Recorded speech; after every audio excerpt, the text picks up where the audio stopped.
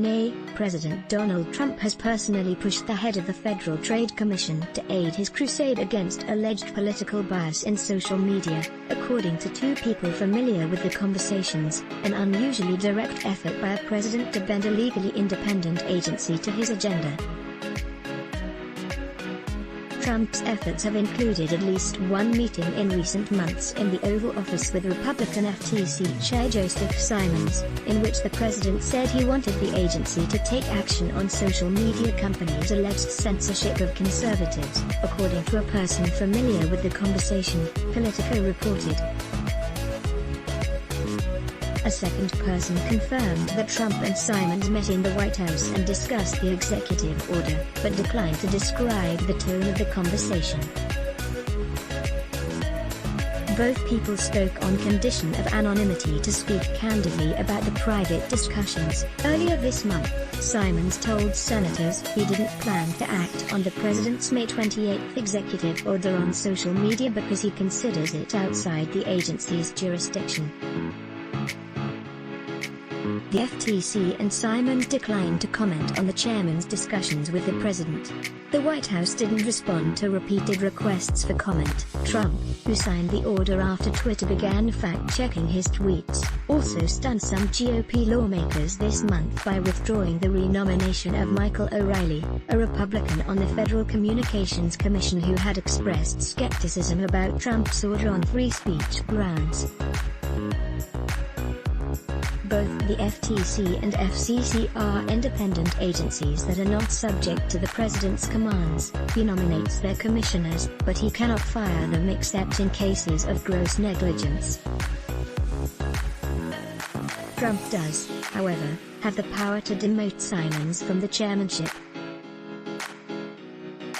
But Trump has shown a frequent willingness to push the boundaries of his office's powers, and his attempted crackdown on Silicon Valley would be toothless if the two agencies don't follow through on his desires. It's very unusual for an FTC chairman to be called to the White House, stated William Kovacic, a Republican who chaired the agency near the end of the George W.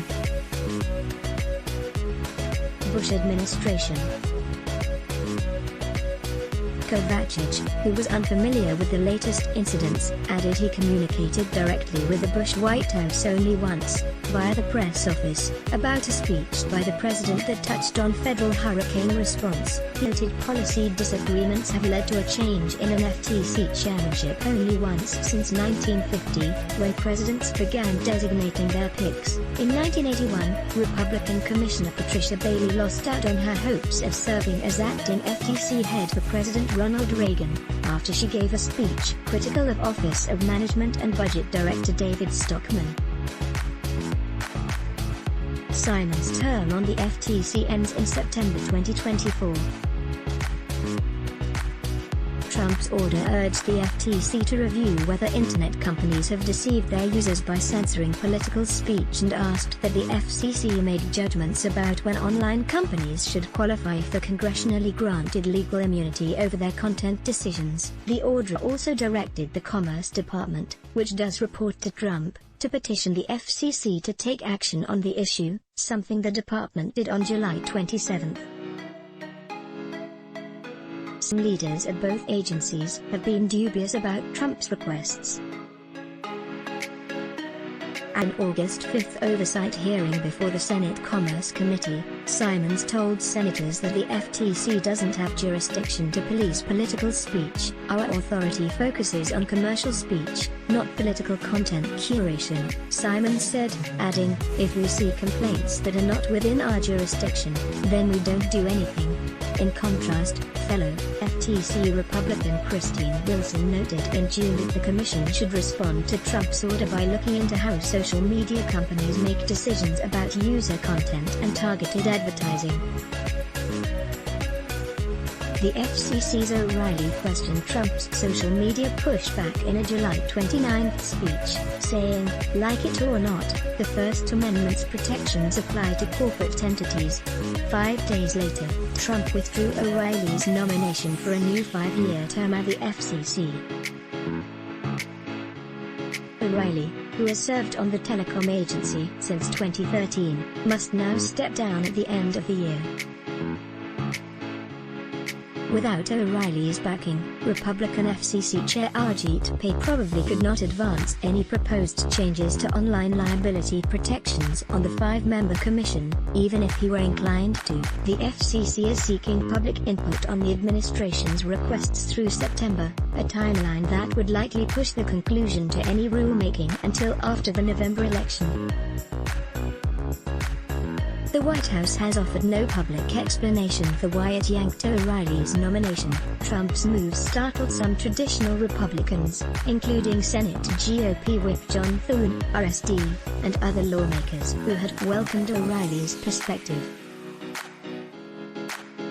The commission represents mainstream conservative thought on these issues, former House Republican Rep. Barbara Comstock of Virginia told Politico, calling his yanked nomination unfortunate. He's correct that those on the right calling for speech regulation are advocating a new fairness doctrine, Comstock added, citing the long-abolished FCC rules that once forced broadcasters to give balanced coverage to issues of public importance. Republicans celebrated that policy's demise in the 1980s and have long warned against any attempts by Democrats to revive it. Trump's pressure campaign comes as his administration elevates other leaders aligned with his views. One of his newly ascendant tech advisors is Adam Kanjan, a Michigan State University law professor who has represented clients such as a self-proclaimed white nationalist in free speech lawsuits against Twitter and criticized social media companies' liability protections. He joined the Commerce Department in April and this month was tapped as the acting chief of the National Telecommunications and Information Administration, a key advisory agency on tech and telecom policy. Historically, any hint of presidential meddling in the decision-making of independent agencies has proven controversial, at times explosively. In 2014, when then-President Barack Obama recorded a video message urging his FCC chair to adopt strong net neutrality regulations, Republicans accused him of violating the independent agency's proceedings. In 2015, after the agency adopted such rules, Republicans summoned FCC commissioners to Capitol Hill repeatedly to air their grievances about Obama's intervention. Obama's first FTC chair, John Leibovitz, faced criticism for meeting with White House officials in 2011 on the same days as senior Google officials while the company was under investigation by the agency for antitrust violations. Leibovitz and the Obama White House denied discussing the Google investigation, which was ultimately closed in January 2013 without FTC action. Let's block ads. Why? Show your love for him. Click the link in description. Thanks for watching.